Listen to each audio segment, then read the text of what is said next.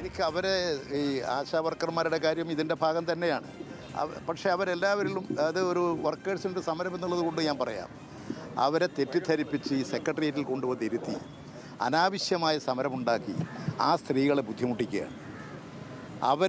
അവരെ ബുദ്ധിമുട്ടിച്ച് ഇത്തരം ഒരു തെറ്റായ സമരത്തിലേക്ക് നയിച്ച നേതാക്കളോട് പോയി പറയൂ, ഇത് അവസാനിപ്പിച്ച് അവർക്ക് ജോലി ചെയ്യാനും അതിൻ്റെ അടിസ്ഥാനത്തിൽ എല്ലാവരും ഉന്നയിക്കുന്ന പൊതുവായ താല്പര്യങ്ങൾ സംരക്ഷിക്കാനും ഈ ഗവൺമെൻറ് ഉണ്ടാകും. അതുകൊണ്ട് എത്രയും പെട്ടെന്ന് അവർ ചെയ്യേണ്ടത് സമരം അവസാനിപ്പിച്ച് ഈ തെറ്റായ നിലയിൽ ആ സ്ത്രീകളെ ഇവിടെ കൊണ്ടുവന്നിരുത്തി വേണ്ടാത്ത സമരത്തിന് ഞങ്ങൾ എതിരൊന്നുമല്ല, പക്ഷേ അനാവശ്യവും ആവശ്യമില്ലാത്ത സമയത്ത് നടത്തിയ ഈ സമരം രാഷ്ട്രീയ ലക്ഷ്യത്തോടു കൂടി ചിലരുടെ ബുദ്ധിയിൽ നിന്ന് ഉദിച്ചു വന്നതാണ്. എനിക്ക് അവരെ ഈ വിശദാംശങ്ങളുമായി നമുക്കൊപ്പം ചേരുന്നത് അർജുൻ രാജാണ് തിരുവനന്തപുരത്ത് നിന്ന്. അർജുൻ, ഇ.പി. ജയരാജന്റെ ഈ പ്രതികരണം നമ്മളെ ഒരു തരത്തിലും ഞെട്ടിപ്പിക്കുന്നൊന്നുമല്ല. കാരണം ആരോഗ്യമന്ത്രിയുടേതാണെങ്കിലും CPM-ൻ്റെതാണെങ്കിലും ഒക്കെ ഇത്തരത്തിലുള്ള പരാമർശങ്ങൾ തന്നെയാണ്. CPM ഒരിക്കലും സമരത്തിനെതിരല്ല, പക്ഷേ ആശമാർ മുന്നോട്ട് വയ്ക്കുന്ന ആവശ്യങ്ങൾ അംഗീകരിക്കാനാവില്ല. ആശമാർ സമരത്തിൽ നിന്ന് പിന്മാറണം. നേരത്തെ ഇളമരം കരീമടക്കം അരാജക സംഘങ്ങളാണ് ഈ സമരത്തിന് പിന്നിലെന്നുള്ള രീതിയിൽ മുഖപത്രത്തിലടക്കം പരാമർശങ്ങളൊക്കെ നടത്തിയതുമാണ്. ഇപ്പോൾ ഇ.പി. ജയരാജന്റെ വാക്കുകൾ എങ്ങനെ?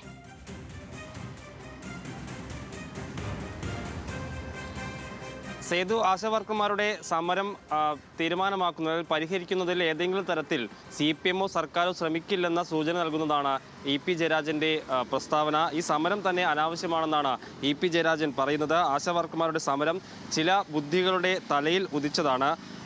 ഈ സമരം അനാവശ്യമാണെന്നാണ് ഇ.പി. ജയരാജൻ പറയുന്നത്. എന്ന് മാത്രമല്ല, ഈ ആശാ വർക്കർമാരുടേത് സേവന മേഖലയായിരുന്നു.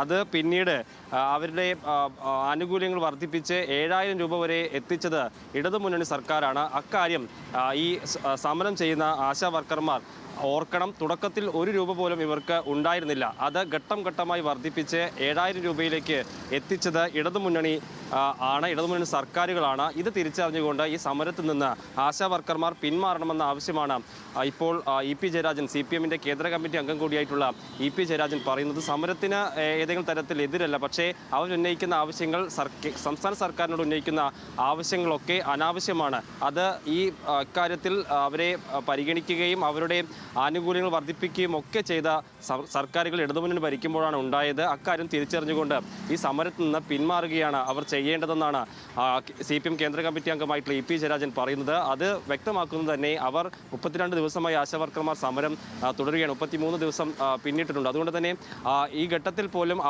അവരുമായി ഒരു ചർച്ചയ്ക്കോ അല്ലെങ്കിൽ അവരുടെ വിഷയങ്ങളിൽ ഒരു ന്യായമായത് കണ്ട് അത് പരിഹരിക്കാനുള്ള ആശാവർക്കർമാരുടെ സമരത്തോടുള്ള CPM-ന്റെ മനോഭാവം അത് ഓരോ നാളിലും ഓരോരുത്തരുടെ പ്രതികരണങ്ങളിൽ നിന്നും കൂടുതൽ വ്യക്തമാവുകയാണ്. ഒരു തരത്തിലും ഇത് അവസാനിപ്പിക്കാൻ CPM-ഓ സർക്കാരോ ഒരു ശ്രമവും നടത്തില്ല എന്ന കാര്യത്തിലും ഏറെക്കുറെ ഏതാണ്ട് ഉറപ്പായിട്ടുണ്ട്. 17-ന് സെക്രട്ടേറിയറ്റ് ഉപരോധമൊക്കെ നടത്താൻ ഇരിക്കുകയാണ് ആശാ വർക്കർമാർ. അതിനിടയിലാണ് ഇപ്പോൾ ഇ.പി.യുടെ പ്രതികരണം കൂടി വന്നിരിക്കുന്നത്.